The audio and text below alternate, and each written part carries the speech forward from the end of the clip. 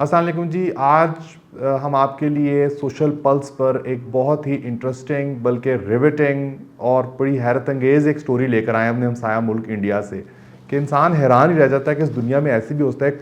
पूरी दुनिया की हिस्ट्री की कॉर्पोरेट हिस्ट्री का कई लोग इसे सबसे बड़ा, बल्कि इनफैक्ट इट इज़ सबसे बड़ा फ्रॉड है, जिसमें एक गौतम अंदानी नामी बिजनेसमैन ने उनकी जो कंपनी है उसने कुछ ही दिनों में $100 बिलियन से ज़्यादा उसकी वैल्यूएशन उड़ गई है। और जो गौतम अदानी जो दुनिया के तीसरे रिचेस्ट और इंडिया के रिचेस्ट आदमी थे, जिनकी पर्सनल वेल्थ 100 बिलियन से ज़्यादा थी, वो भी प्लमेट कर गई है।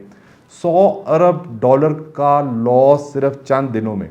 तो $100 अरब तकरीबन 28,000 अरब पाकिस्तानी रुपीस बनते हैं। और इसकी आप इनॉर्मिटी का इससे अंदाज़ा लगाएं, जो उसको टोटल पाकिस्तान पे डेट है वो सिर्फ 116 अरब डॉलर है। और उसने चंद दिनों में ही $100 अरब एक कंपनी ने इंडिया की लूज कर दिए।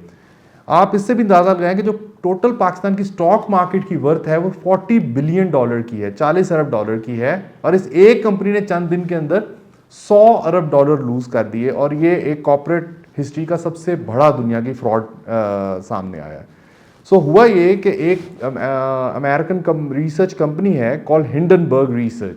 सो उसने एक 100 पेज की रिपोर्ट दी, जिसमें उसने बताया कि किस तरह गौतम अंदानी की कंपनियां स्टॉक मैनिपुलेशन करती थी और अकाउंटिंग फ्रॉड करती थी। तो उसने किया ये हुआ था कि उसने बहुत सारी शेल कंपनीज बनाई हुई थी दुनिया के डिफरेंट इलाकों में, और वो एक दूसरे को पैसे ट्रांसफ़र करती थी, मनी लॉन्डर करती थी, और जिससे उनके अकाउंट्स की जो पिक्चर है बड़ी रोजी हो जाती थी। मसलन वो एक्चुअल में उनके पास इतने एसेट्स नहीं होते थे जो दिखते थे, और उन रिपोर्ट्स की बेस के ऊपर उनकी स्टॉक प्राइस जज होती थी, और वो दिन ब दिन उनके स्टॉक बढ़ते जा रहे थे।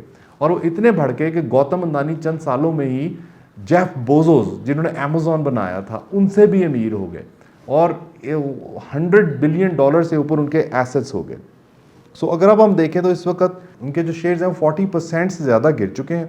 और अब इसके डिफेंस के अंदर वो गौतम अदानी क्या कह रहा है, उसने वही अपना एक हुब्बुल वतनी का कार्ड खेला कि जी ये तो इंडिया के ऊपर बहुत बड़ा अटैक हो गया है। और इसकी इंटरेस्टिंग बात यह है कि जौन सा है गौतम अंदानी, वो मोदी का बहुत ही पक्का यार था और बड़े अरसे से इनके आपस में रिलेशनशिप है। और जैसे जैसे मोदी तरक्की करता गया, साथ साथ गौतम अंदानी का ग्रुप भी तरक्की करता गया। मगर इसके जवाब में हिंडनबर्ग ने कहा कि बेसिकली ये सब्सटेंसिव इशू कोई भी नहीं बता रहे, ये एक नेशनलिस्टिक स्टेटमेंट देकर असल बात से भाग रहे हैं, और इसको एक उन्होंने इशू अपना इंडिया का बना दिया है, जबकि एक सिंपल कॉर्पोरेट फ्रॉड का है। और इनका हालत ये हो गई है कि इस वक्त इंटरनेशनल जो फाइनेंशियल इंस्टीट्यूशन है like Credit Suisse and city group, इन्होंने इनका कोलैटरल भी एक्सेप्ट करना छोड़ दिया है। और इनका $9 बिलियन का एक्सपोजर है वॉल स्ट्रीट पे, जिसके मुतालिक बहुत सारी आईब्रोज रेज हो रही हैं। और इवन अभी इन्होंने इंडिया में अपना एक FPO इन्होंने रिलीज़ करना था, वो FBO भी डिले कर दिया, इन्होंने कैंसिल कर दिया है, because the people are not willing to now invest. So Gautam Adani को ज़रा डिग डीप करते हैं, आपको बताते हैं किस तरह पॉलिटिशियन इंडिया के अंदर और उनका कॉर्पोरेट सेक्टर मिलकर जौन से हैं वो फ्रॉड किया उन्होंने इतना बड़ा। सो जब मोदी 2014 में प्राइम मिनिस्टर बने तो उसी वक्त अदानी ने दिन दुगनी और रात चौगनी तरक्की करनी शुरू कर दी, और उन्होंने बहुत बड़े बड़े गवर्नमेंट के टेंडर्स जीतना शुरू कर दिए, और उन्होंने इंफ्रास्ट्रक्चर के बड़े मेगा प्रोजेक्ट्स भी गवर्नमेंट के लेने शुरू कर दिए। और आप अंदाज़ा करें कि सन 2000 से लेकर अब तक इनकी कंपनियों ने 4100% उनकी वैल्यू बढ़ी है, जो एक अनबिलीवेबल फिगर है। और ये इतना इससे अदानी अमीर हो गया कि उसकी पर्सनल वेल्थ $150 बिलियन से ऊपर चली गई। जैसा मैं आपको पहले बता चुका हूं कि जेफ बेजोस जैसे जो बिजनेसमैन हैं और ओरेकल के जो फाउंडर हैं, ऐसे लोगों से भी गौतम अंदानी की वेल्थ ज़्यादा हो गई। उनके करीब करीब कोई बंदा नहीं रह गया एशिया के अंदर स्पेशली, और सिर्फ 2 बंदे उनसे अमीर रह गए। सो अब हाल ये है कि अब वो दुनिया के 3rd रिचेस्ट पर्सन से इस वक्त वो 25th पे आ गए हैं, और उनकी कांस्टेंट उनकी जो पर्सनल वेल्थ है वो गिर रही है, क्योंकि उनकी जो एलाइड कंपनीज हैं जिनके साथ जिनके वो स्टॉक ओन करते हैं, उनकी वैल्यू गिर रही है।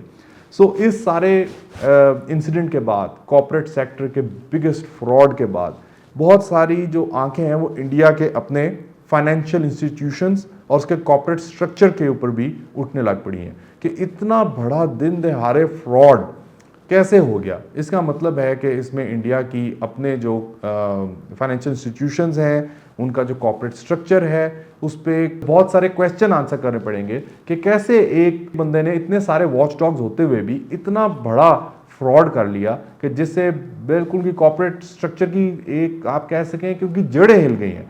सो जैसे हम जानते हैं पिछले कुछ सालों में इंडिया ने बहुत ज़्यादा तरक्की की है। अगर आप इकोनॉमिक फ्रंट पे देखें, इंडिया की जो पर कैपिटा इनकम थी वो पाकिस्तान से कम थी 80s तक, मगर 90s के बाद से उन्होंने बहुत तेज़ी से तरक्की की और इस वक्त इंडिया दुनिया की 3rd लार्जेस्ट इकॉनमी बन गया। मगर उसकी बैक के ऊपर जो उनके फाइनेंशियल इंस्टीट्यूशंस हैं, जो उनके कॉर्पोरेट वॉच डॉग्स हैं, उसका इतना बड़ा फेलियर कि एक दुनिया की तारीख ने जो इतना बड़ा फ्रॉड नहीं देखा वो इंडिया के अंदर हो गया। इससे बहुत सारे क्वेश्चन रेज हो गए हैं। So it is a very interesting story और मैंने कहा आपसे शेयर करूं क्योंकि बहुत मुझे भी पढ़ के हैरत हुई थी और उम्मीद है आप भी सुन के हैरान हो गए होंगे कि इतना बड़ा फ्रॉड कैसे हो गया। सो इंशाल्लाह फिर हम दोबारा मिलेंगे। मेरा नाम मुबीन है, मुझे इजाज़त दीजिए। अल्लाह हाफिज़।